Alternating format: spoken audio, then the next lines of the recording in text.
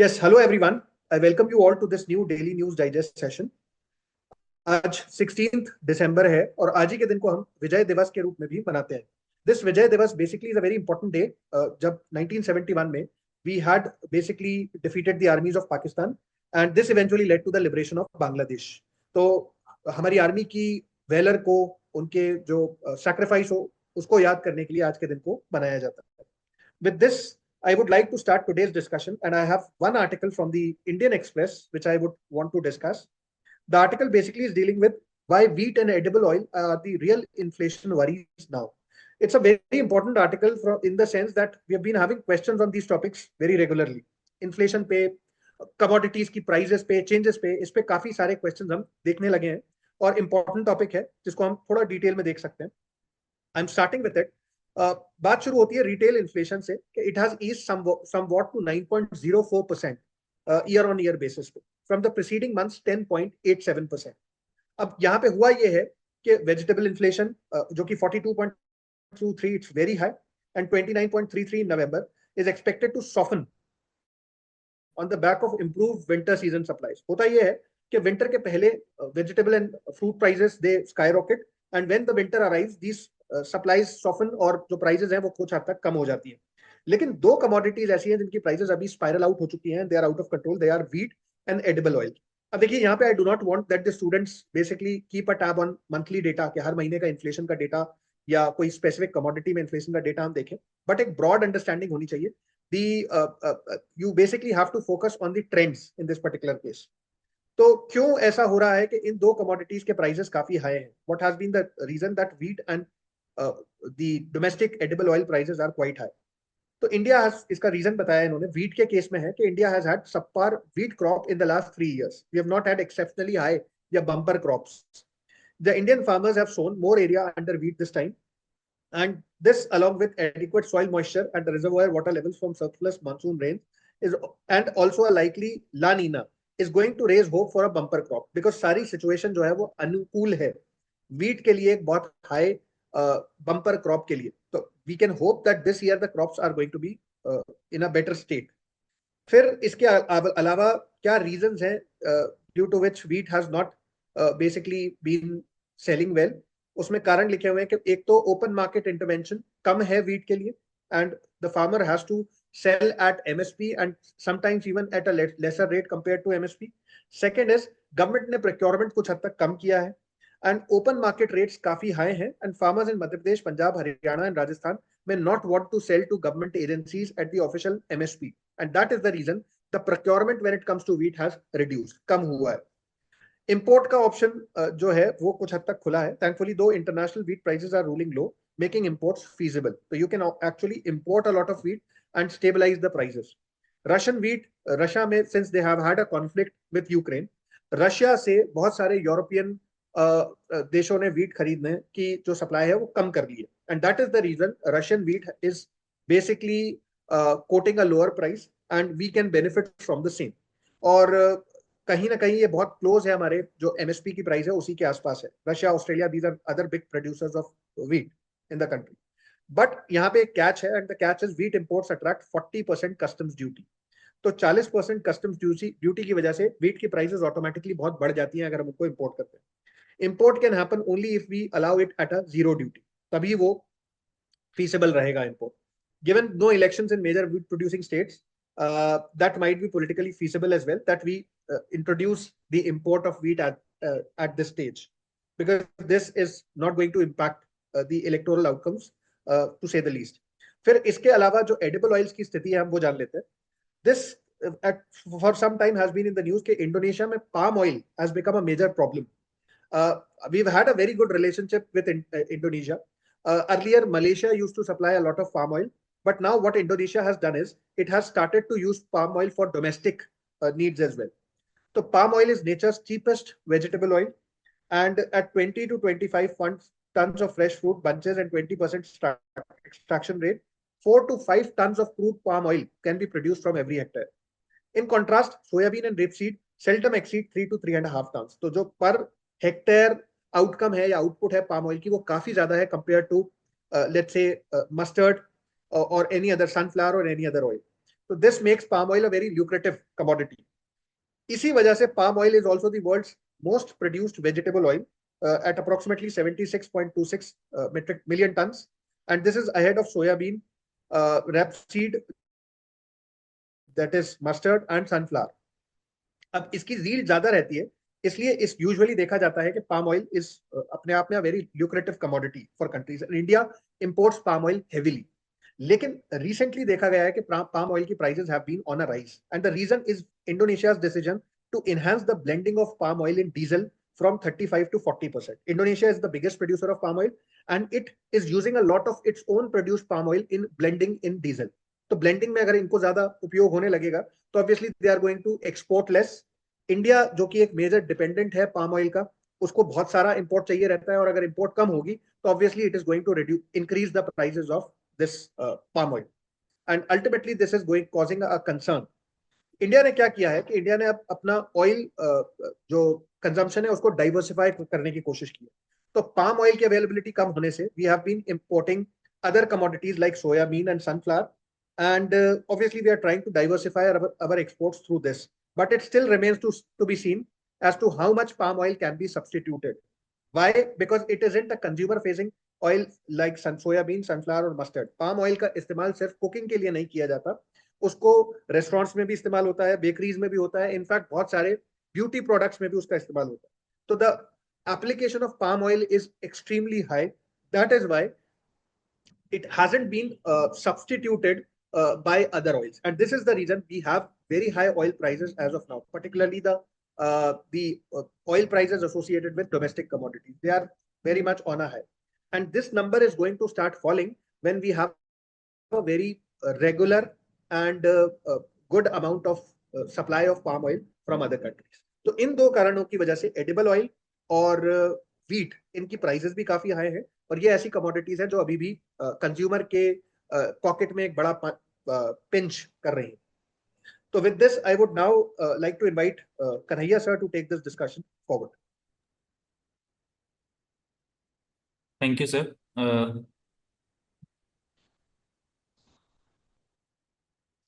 I have one important article, as you can see, from the Indian Express. It is regarding the Eastern Maritime Corridor. ये है new eastern route cuts down shipping time cost promises to boost India Russia trade. तो ये particularly बता रहा है कि जो नया कॉरिडोर है वो किस टाइप से कॉस्ट को कट करता है, टाइम को रिड्यूस करता है, and it is ultimately improving the India Russia relations. तो जो इसमें इंपॉर्टेंट चीज़ें हैं कुछ, जैसे for example, through midway through 2024, as India surpassed China to become the largest buyer of Russian oil, and the operationalization of this new route, Eastern Maritime Corridor, is beginning to play an increasing significant role in the boosting commodity trades between two countries, especially crude oil shipments to India. So as you can all see here, कि जो Ukraine Russia war के बाद after the sanctions, India is heavily importing the Russian oil, and in that particular trade जो है, this operationalization of this new route is a very important cost saver, we can say, क्योंकि जो route है वो, as we can talk about this route, the new eastern route from Chennai to Vladivostok, in translating into saving two counts. First is shipment time and between the two countries, and thereby ultimately reducing the transportation cost. तो ये दो important इसके advantages हैं from both side, both parties को इससे advantage है। तो that's why I think and majorly it is improving the trade concern with the crude oil trade.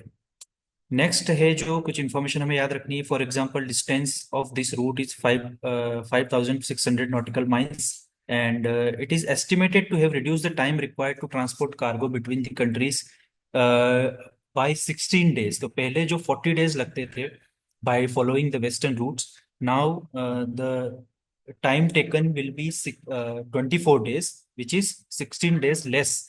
तो 16 days से इसने रिड्यूस किया है इस टाइम को, शिपमेंट टाइम को। जो पहले रूट जो फॉलो करते थे वो था western routes from Mumbai to Saint Petersburg, and it has a distance of 8675 nautical miles. तो अल्टीमेटली इससे डिस्टेंस रिड्यूस हुआ है, टाइम रिड्यूस हुआ है, एंड कॉस्ट सेविंग हुई है। तो ये रूट हमारे लिए इम्पोर्टेंट है। इसको इसका मैप से भी हम देख सकते हैं कि what is this route. As you can see, it is starting from Chennai, then Strait of Malacca, then South China Sea, then East China Sea, then Sea of Japan, and then ultimately to Vladivostok. तो ये root important है, इसका locations भी हमारे लिए important है exam perspective से। Next thing which is important is we can see the major commodities. तो टॉप 5 कमोडिटीज यहाँ पर मेंशन है जो इंडिया रशिया को एक्सपोर्ट करता है और जो इंडिया रशिया से इंपोर्ट करता है। तो सारी यहाँ पर मेंशन है, इसमें by value and by quantity, दो टाइप से इसमें यहाँ पर दे रखा है। तो for example if we see by value, the major exports from India are processed minerals, iron, steel, tea, marine products, tea and coffee. Then again imports की बात करें तो crude oil, then coal and coke, vegetable oils and fertilizers. तो ये major imports हैं from Russia, and major exports जो हैं यहाँ पर मेंशन है। नेक्स्ट जो है, you can see the trade route through ports of India eastern seaboard. कौन कौन से ईस्टर्न कोस्ट पे जो हमारे पोर्ट्स हैं उनकी लोकेशन हमारे लिए इंपॉर्टेंट है जहां से ट्रेड होगा इस पर्टिकुलर रूट पर। तो जैसे फॉर एग्जांपल यहाँ पर मेंशन है चेन्नई पोर्ट, पेरादीप, विजाग, टूटिकोरिन, एन्नौर एंड कोलकाता। तो दीज आर द पोर्ट्स जो हमें याद रखने हैं जहां से ये पर्टिकुलर रूट पर एक्सपोर्ट होगा या फिर इंपोर्ट होगा। तो हम फॉर एग्जांपल मैप के थ्रू इसको देखें तो as you can see the major ports of India, जिसमें हम ईस्टर्न पोर्ट्स की बात करें तो हम as you we have discuss the Paradip port, कौन से स्टेट में है, किस साइड है, ये हमें याद रखना है। सीक्वेंस पे भी क्वेश्चन आ सकता है कि from north north to south या साउथ टू नॉर्थ आप इसको अरेंज कीजिए। तो इस टाइप से हमें पोर्ट्स की लोकेशन, फॉर एग्जांपल कोई मेजर पोर्ट है या फिर कोई नया पोर्ट है डेवलप हो रहा है तो उसका लोकेशन भी इंपॉर्टेंट हो जाता है। जैसे for example in Odisha coast, Paradip port, then in Andhra Pradesh, Visakhapatnam, Kakinada, then Krishnapatnam, then again Ennore and Chennai port, then again Tuticorin port in Tamil Nadu। तो ये कुछ पोर्ट्स हैं eastern side में, याद रखना है। Similarly for western sea route हमें याद रखना है जो कांडला पोर्ट है, मुंद्रा पोर्ट है, then Porbandar, then Surat, JNPT Jawaharlal Nehru port trust, ये भी इंपॉर्टेंट पोर्ट है। मुंबई पोर्ट भी याद रखना है, दोनों एक साथ साथ में ही है, ये बाद में डेवलप हुआ है। Then Mormugao port Panaji, and then Bengaluru, Kochi. तो ये सारे जो पोर्ट्स हैं ये वेस्टर्न साइड्स पे हैं। तो वेस्टर्न कोस्ट में, ईस्टर्न कोस्ट में जितने भी सी मेजर सी पोर्ट्स हैं देट आर इम्पोर्टेंट। इसमें भी हमें याद रखना है कि कौन से नेचुरल हार्बर्स हैं, कौन सा आर्टिफिशियली डेवलप्ड हैं, तो वो सारी चीज़ें इंपॉर्टेंट हो जाती है फ्रॉम प्रीलिम्स पर्सपेक्टिव। तो ये इंपॉर्टेंट इंफॉर्मेशन है, यहाँ से ले सकते हैं हम इस पर्टिकुलर आर्टिकल से। अगेन यहाँ पर कुछ इंफॉर्मेशन या डाटा मेंशन है। For example, India is world's third largest consumer of crude oil with a high import dependency of over 85%। तो ये डाटा नोट करना चाहिए, इंपॉर्टेंट डाटा है कि हमारा जो क्रूड ऑयल के सेंस में इंपोर्ट डिपेंडेंसी कितना है। सो ये इंपॉर्टेंट कुछ फैक्टर्स हैं इसमें। अगेन एक और इम्पोर्टेंट लोकेशन यहाँ मेंशन है, Ural Ural grade oil, crude oil. ये क्या होता है, स्टूडेंट को जाके रीड करना है कि अलग अलग ग्रेड्स क्या होते हैं क्रूड ऑयल में, जिसमें ब्रेंट होता है या फिर वेस्ट टेक्सास है या फिर ये यूराल ग्रेड क्या है। ये किस टाइप के ऑयल्स होते हैं इसमें, क्रूड ऑयल में स्वीट ऑयल है या सोर ऑयल है, दोनों में सल्फर कंटेंट कितना होता है, किस बेसिस पे हम इनको स्वीट या सोर कैटेगराइज करते हैं, क्वालिटी क्या है ऑयल्स की। फॉर एग्जांपल हम बोलते हैं कि जो यूराल ग्रेड ऑयल है जिसकी क्वालिटी कम होती है as compare to other grades, तो ये किस बेसिस पे हम डिसाइड करते हैं। तो ये सारे फैक्टर्स भी इंपॉर्टेंट हो जाते हैं। तो काफ़ी रिच आर्टिकल है। So this was all from this particular article. Now I will invite Gaurav sir to continue this discussion. Thank you, sir. Uh, Thank you, sir. So there is one article to be shared with you all from today's edition of The Hindu. काफ़ी important article लगा मुझे ये। तो this article is all about जो ये carbon trading mechanism होता है इसके बारे में ये डिटेल से बताया गया and very important for your like GS3 paper के लिए और प्रीलिम्स के लिए ये इम्पॉर्टेंट है। So the it is starting like we all know that COP29 has like recently concluded, and COP29 in the COP20 ongoing climate conference in Azerbaijan has given a flip to the idea of using carbon markets to curb carbon emission by approving standard that can help in setting up a international carbon market as soon as coming year। Issue क्या है, अभी तक carbon market do exist but thing is that उसमें जो carbon reporting होती है काफ़ी हद तक वॉलेंट्री है, तो ये ओपेक प्रोसेस है अपने आप में। सो countries like India and China has too many of carbon credit with them but there is no takers for them. इसी तरह से बहुत सारी कंट्रीज है डेवलपिंग वर्ल्ड में जिनके पास बहुत सारे कार्बन क्रेडिट है but develop nation are not willing to take them because they say that कि इनकी जो कार्बन रिपोर्टिंग है वो इनफैक्चुअल है। वो एक तरह से जो एक क्योंकि वो वॉलेंट्री कर रहे हैं तो वी डोंट नो एग्जैक्टली कि has it really happened that they have कि कार्बन जो एक तरह से उन्होंने बचाना चाहिए इमिशन के जो नॉर्म्स हैं उनको उन्होंने फुलफिल किया है या नहीं किया है। So this article is all about this. So what is carbon credit market? First of all, students should know that carbon market is a market that allows buying and selling of right to emit carbon into the atmosphere. Then from this, student can know कि ये carbon market exactly आया कहाँ से है. So Kyoto Protocol in 2007 mandates this. ठीक है, तो इसके तहत दो तीन mechanisms आए. One is green development mechanism है, एक है carbon trading है, and third is joint application. ठीक है, तो अब कार्बन ये जो आपका ऑफसेटिंग है carbon offsetting and carbon credit do come under this carbon market. उसके अलावा ग्रीन डेवलपमेंट मैकेनिज्म है, क्या है ये आपको जान सकते हैं। तो develop nation when they have some projects in the developing nation so that it mitigate emission of carbon in the atmosphere, it is known as green development mechanism। इसी तरह joint implementation होता है, एक डेवलप नेशन के साथ ही collaborate करती है, कोई कार्बन ऑफसेटिंग प्रोजेक्ट वहां पे लगाती है, तो इस तरह को जॉइंट इम्प्लीमेंटेशन कहते हैं। तो ये सब जो सारा डिफरेंशिएशन है ये स्टूडेंट जाने, ये बहुत इंपॉर्टेंट होता है प्रीलिम्स पर्सपेक्टिव के लिए। So through this market, government can issue certificate or carbon credit that allow the holder of certificate to emit certain amount of carbon into the atmosphere।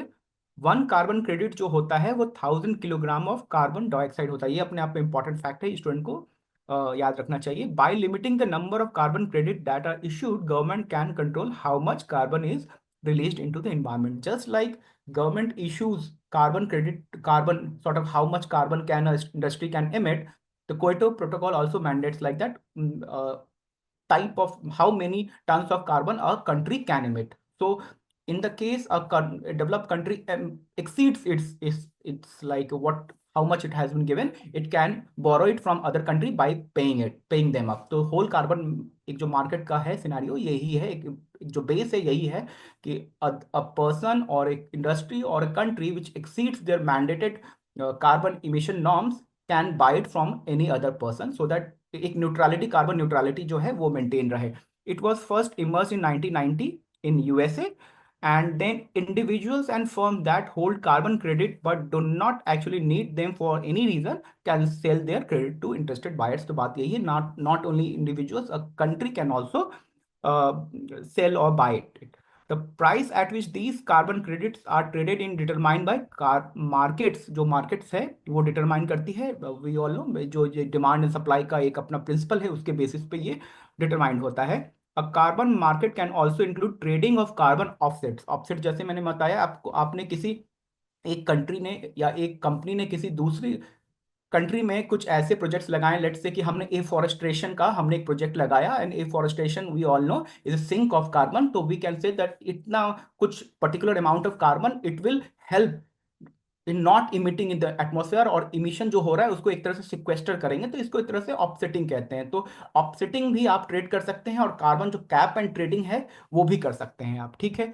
Then what is good about this carbon market? अब pollution of the environment and climate change caused by carbon emission is a classic way of what economists call externalities। तो carbon हम exactly what we pay for like procuring carbon, हम किसी से late से कोल लेते हैं तो हम उसके लिए पैसा देते हैं, but when we emit we are not paying anything any penny for it। तो इसको externalities कहते हैं। ये इकोनॉमिक टर्म में कहीं आता नहीं है। तो बात इस चीज की भी हो रही है जो इसी एक्सटर्नलिटीज को कंट्रोल करने के लिए हमने कार्बन ट्रेडिंग लगा दिया कि you can emit only this much. तो ठीक है, तो इससे जो कार्बन एक्सटर्नलिटीज वाला पॉइंट है ये एक तरह से निकल के आता है, ठीक है। अब तीसरी बात क्या है कि ये जो कार्बन हम एमिट कर रहे हैं, who will report that, how we can report that? So there is a voluntary mechanism. each company और each country is voluntarily saying that कि हमने इतना इमिट किया है अभी तक, और हमारे पास जो हमको इतना एक तरह स्पेस दिया गया था, इसमें इतना हमारा बच रहा है, इतना हमने इमिट कर दिया या हमने एक्सीड कर दिया। It is all dependent on the voluntary disclosure. So thing is that although there are many things mention here कि रियल टाइम रिपोर्टिंग भी है, एक तरह से developed countries have many things at their disposal so that they can report that how much they are emitting at the real time. But most of countries और companies like वो carbon disclosure projects पे ही निर्भर हैं, and they are like लोथ कहने का मतलब they are resisting the government intervention limiting carbon emission, और वो चाह रहे हैं कि एक वॉलंटरी मैकेनिज्म ही रहे। और ये जो अभी अब बात उभर के आ रही है कि ट्रांसपेरेंट मैकेनिज्म लाया जाएगा, वो इसी चीज के लिए लाया जा रहा है, बिकॉज जो वॉलंटरी मैकेनिज्म है उसमें बहुत चीजें फेयर नहीं है, ट्रांसपेरेंट नहीं है, और उसको मिटिगेट करने के लिए एक इंटरवेंशन मैकेनिज्म लाया जा रहा है। And what can go wrong, ये यहाँ पे लिखा गया है कि what are exactly issue which has prompted such sort of architecture from other market players and the government at large. So even when there is like functioning carbon market, a government that is not very keen on reducing emissions, वो एक तरह से easy way out कर देगी, बहुत सारा carbon credit दे सकती है। उससे क्या होगा, बहुत सारे कार्बन क्रेडिट देने पे द अदर पर्सन और company will keep on emitting, और इससे कोई नोटिसेबल ड्रॉप नहीं होगा। दूसरा है कि जो कंपनीज जो एक तरह से कहती है कि हम कार्बन ऑफसेटिंग मैकेनिज्म पे हम खर्च कर रहे हैं, it is mainly a virtue signalling that we are very environment friendly. इसी तरह से ऑफसेटिंग से रिलेटेड आप एक टर्म देख सकते हैं, वो ग्रीन वॉशिंग का। ग्रीन वॉशिंग भी एक तरह से वर्चू सिग्नलिंग है। ग्रीन वॉशिंग क्या होता है ये भी देख लीजिए। So this is basically all takeaway from this article. I feel it's very important for your like GS paper 3 mains में। ये काफ़ी अच्छा एक तरह से होलसम आर्टिकल है, हॉलिस्टिक आर्टिकल है, तो आप इसको तैयार कर सकते हैं। So this is all from my side. Now I'll invite Manish sir to carry forward this discussion. Thank you, sir. I have also two articles. The very first article is related to the Polavaram project जो अभी recently ये हो रहा है। तो in this article this article highlight the concern of Orissa government related to the impact of back water of this project on one of is district. तो इसने Orissa government ने 2016 में एक वो मेमोरेंडम सबमिट किया था, उसमें हाईलाइट किया गया था कि the project was going to submerge around 7,656 acres of land। उसके साथ फॉरेस्ट लैंड भी होगा, और ये प्रोजेक्ट डिस्प्लेस करेगा अराउंड 6,800 पीपल को, including 5,916 tribals in Malkangiri district of Odisha. तो first of all we need to know the factual part of this article, that is ये प्रोजेक्ट है क्या और कहाँ से ये कंसीव किया गया। तो this project was conceived on the recommendation of Godavari water dispute tribunal के जो रिकमेंडेशन था उस पे इसको कंसीव किया गया था।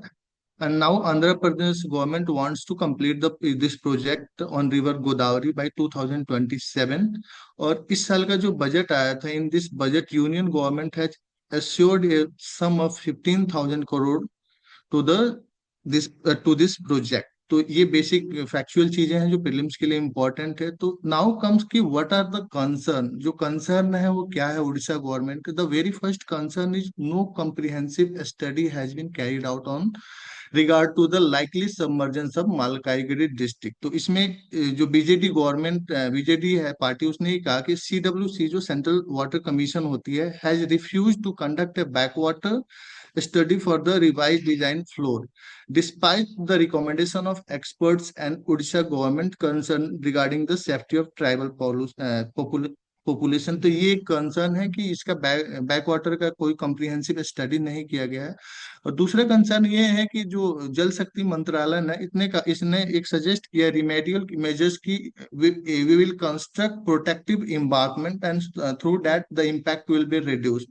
तो इसके लिए अगस्त में इन्होंने जो छत्तीसगढ़ सरकार और उड़ीसा सरकार को ये कहा था कि you need to conduct a public hearing for the construction of protective embankment without further loss of time, क्योंकि जो प्रोजेक्ट है वो अपने एडवांस स्टेज में आ गया है। तो एक पब्लिक हियरिंग की बात की गई थी। हाउएवर उड़ीसा स्टेट का जो पॉल्यूशन कंट्रोल बोर्ड है is at to hold a public hearing on this issue.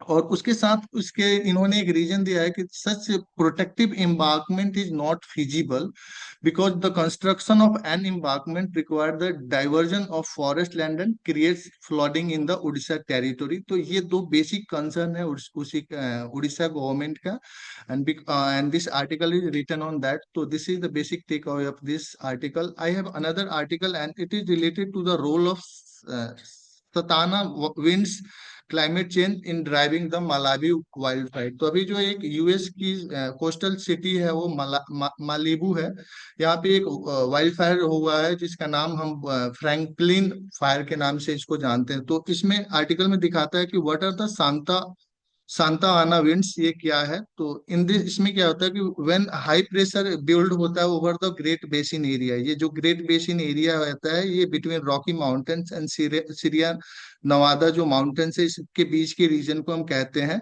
तो यहाँ पे हाई प्रेशर होता है एंड द लो प्रेशर हो जाता है कैलिफोर्नियन के कोस्ट पे।